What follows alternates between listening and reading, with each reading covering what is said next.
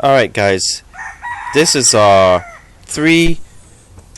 is a 4.6 in a 2000 Lincoln Town Car, and I've been getting a clicking in it, and I've looked all over the YouTube, and I just couldn't figure out, because I've heard all kinds of different stories about, and I hear a lot of loud engine knocking, and it was a concern because I thought this was going to elevate to that level. I thought it was the problems that they were having, and apparently it didn't. But I kind of narrowed it down by using a broomstick and putting it up against my ear and putting different portions of the motor, and it kind of narrowed me down to what I suspected was the valve, the timing chain.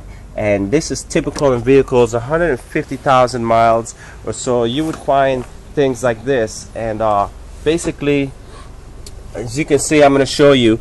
Look at this tensioner over here, and the tensioner is pretty stiff and it doesn't move, and the chain has just about no play in it. But when I come over here, I can see, look at this chain. This is the ticking that you're hearing. This is the ticking. Look at that chain, how it's hanging. It's stretched, and although the tensioner is good on it, this is the tensioner right here, it has it all the way up, it's good, but the chain has stretched obviously on this end of it.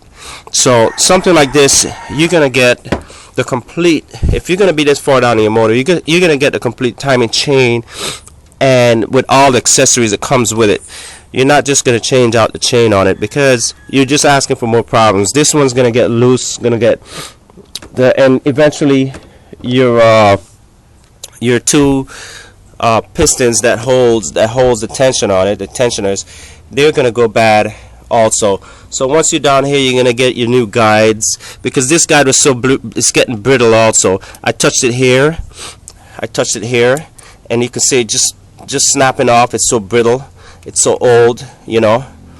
So you want to replace everything if you're gonna be this far down in your motor. Simple solution, can be fixed. Not a big job.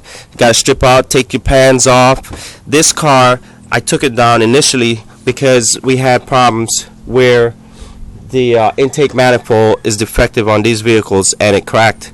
So I decided to do this job one time. But for this job, you're gonna take your valve covers off also, because it's necessary to do all of that in order to get down here. And there's a few things that you remove. It's only like 3 bolts, and that's the big housing pan that's on the front. It's only 3 bolts if you do it properly, and the little clips that's on the front that catches the water as it comes down and diverts it down to the car. Simple solution: timing chain, stretch, and again, you can see this chain is just hanging, and it will just rattle. You'll get this on an idle. When you speed up the car, it would go away. You will hear the noise go away, because obviously it's spinning a little faster, and it adds tension to it, or it doesn't let it slap around so much. But as soon as you slow that RPM down, you're gonna get this. Okay? All right.